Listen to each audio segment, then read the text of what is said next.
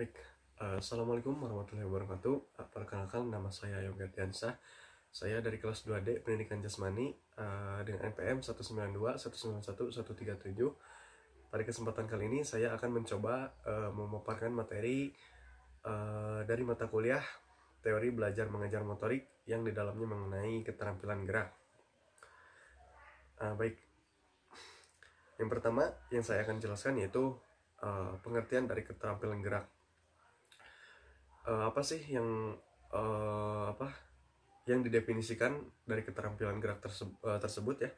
Nah, di sini disebutkan bahwa keterampilan gerak ini merupakan perilaku gerak yang dilakukan seorang timbul atas respon yang berasal dari diri sendiri atau dari lingkungan yang mengarah kepada seseorang tersebut.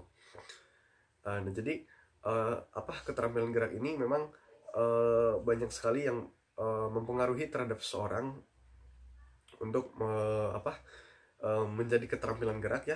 Itu bisa terjadi dari respon diri sendiri ataupun lingkungan ya yang menyongsong atau mengarah kepada diri kita sendiri untuk melakukan keterampilan gerak itu sendiri. Nah, yang selanjutnya di sini ada klasifikasi keterampilan gerak. Dalam klasifikasi keterampilan gerak ini, yang pertama itu ada klasifikasi berdasarkan kecermatan gerak ya. Nah, dalam klasifikasi ini itu yang pertama ada gross motor skill ya, atau gerak keterampilan gerak AGAL.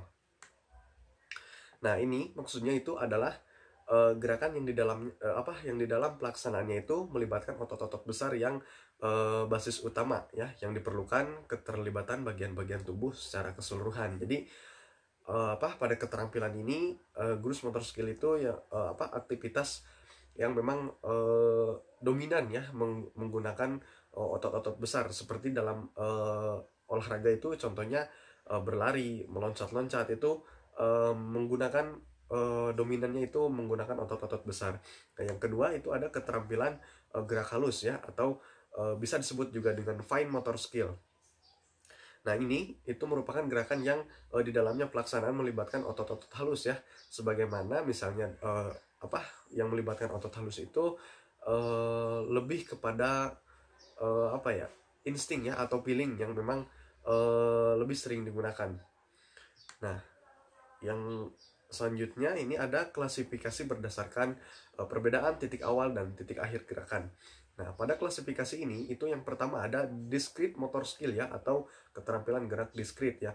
Nah, ini merupakan keterampilan gerak di mana pelaksanaannya itu bisa dibedakan secara jelas ya, kapan titik awal dan titik akhir dari gerakan itu sendiri. Nah, contohnya ketika seorang anak misalnya melakukan roll depan ya, atau mengguling ke depan satu kali misalnya, itu bisa kita lihat bahwasannya kapan titik awal akan dimulai dan akhirnya akan seperti apa itu terlihat ya. Nah, itu yang dimaksud dengan keterampilan gerakan discrete ini. Nah, baik, yang kedua ini ada serial motor skill ya.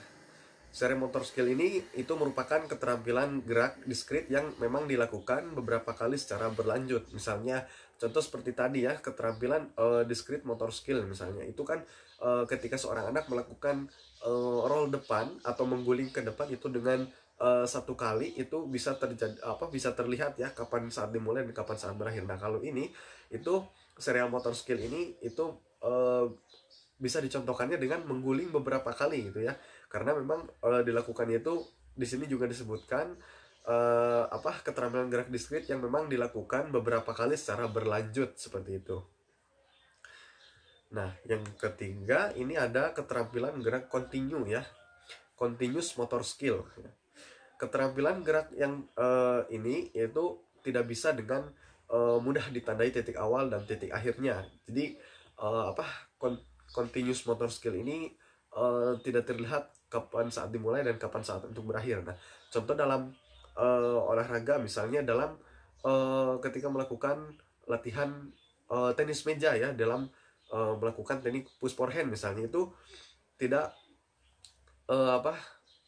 secara kontinu ya dilakukannya, itu tidak terlihat titik awal dan kapan saat untuk berakhirnya.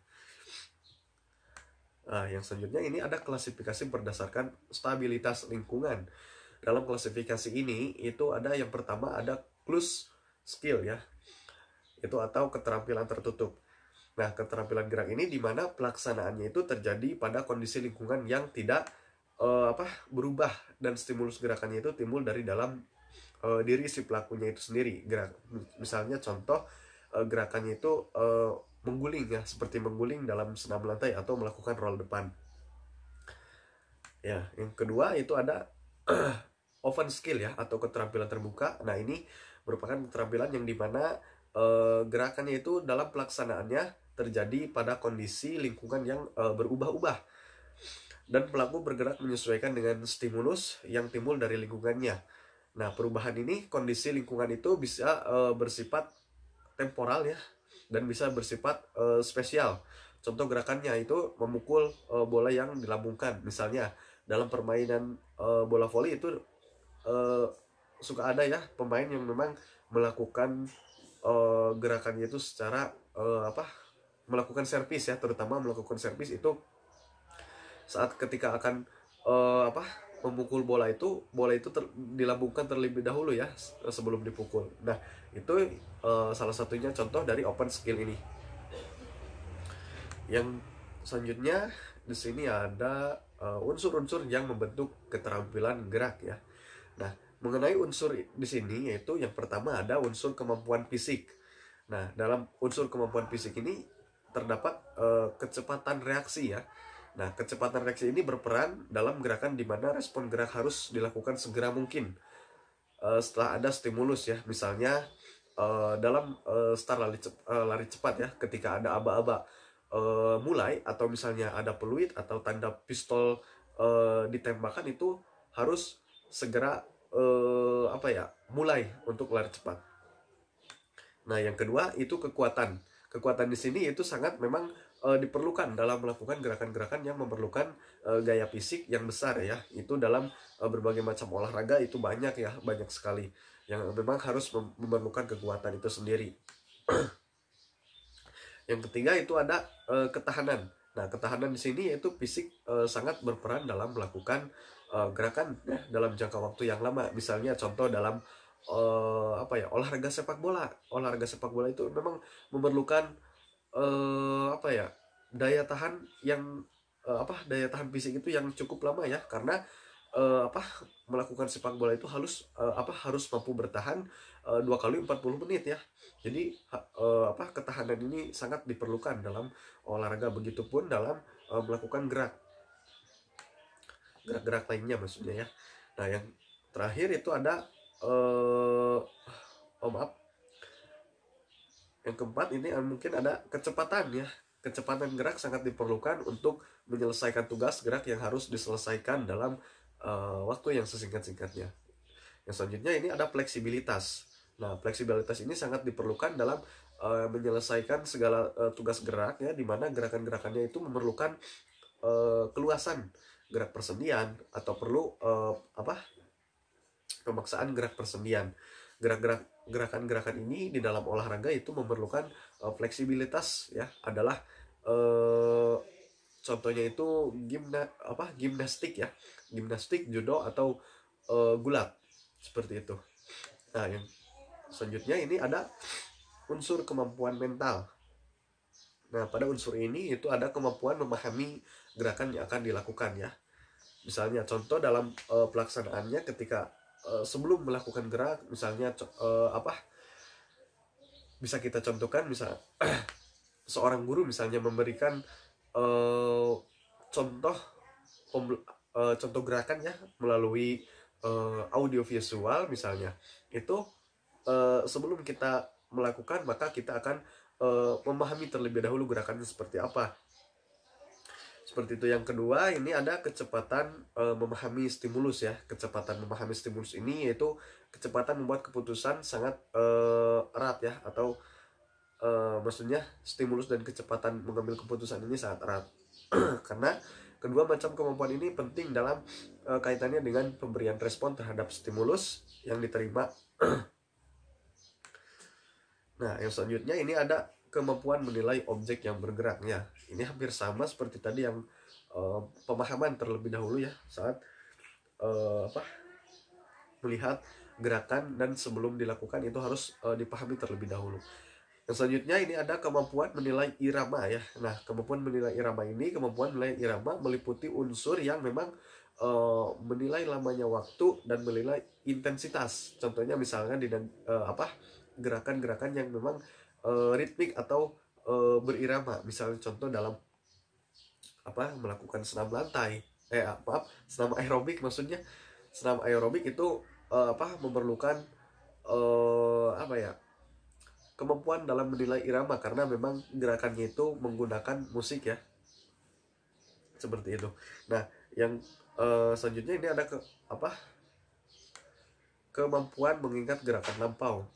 Jadi mengingat di sini maksudnya bukan hanya mengingat dari segi pikiran saja, namun juga dalam apa gerak gajah atau kinestetik memori ya, yaitu kemampuan melakukan kembali gerakan yang pernah dilakukan sebelumnya.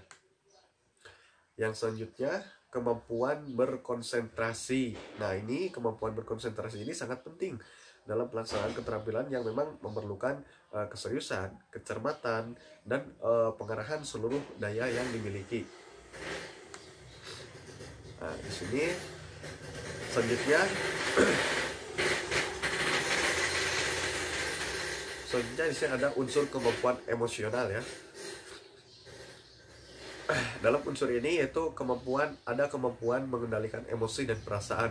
Kemampuan ini mengendalikan emosi memberikan kemungkinan bagi seorang yang berbuat sesuai dengan yang seharusnya dilakukan. Jadi apa ya dalam melakukan geraknya itu tidak terlalu berlebihan ya dengan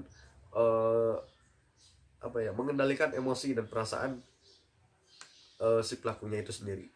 Nah, yang selanjutnya itu ada tidak ada gangguan emosional ya. Nah, gangguan emosional ini misalnya ketegangan emosi, kemarahan, kesedihan, erat kaitannya itu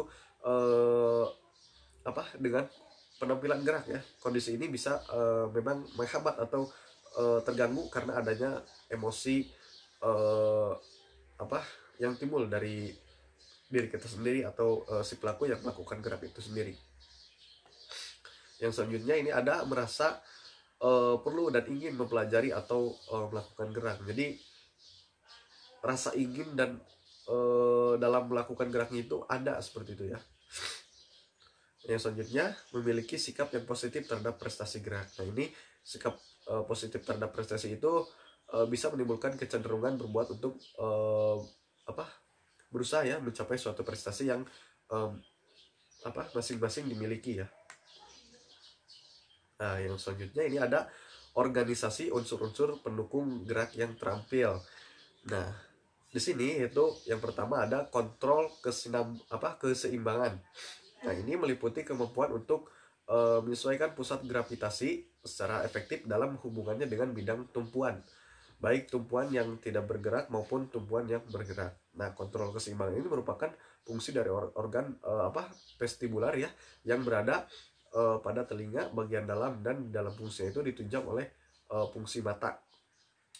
Nah, dalam kontrol keseimbangan ini di samping itu juga memang semua organ tubuh misalnya kaki, tangan itu sangat menunjang atau membantu ya dalam kontrol keseimbangan ini.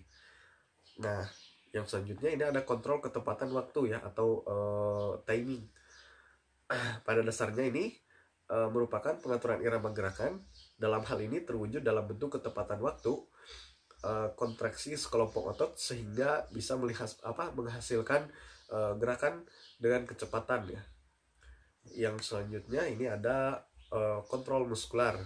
Nah, kontrol muskular ini merupakan kemampuan mengendalikan kontraksi relaksi otot ya. Kemampuan relaksi penting kemampuan relaksi ini penting untuk memperoleh efisiensi gerakan dan mempercepat proses pemulihan kesegaran sudah melakukan aktivitas itu sendiri. Nah, baik, sudah mungkin cukup sekian pemaparan materi dari saya. Mohon maaf atas segala kekurangannya atau ada tutur kata yang memang kurang berkenan. Mohon untuk dimaklumi ya, karena saya masih dalam tahap belajar. Baik, cukupkan sekian. Wabillahi taufiq wal hidayah. Wassalamualaikum warahmatullahi wabarakatuh.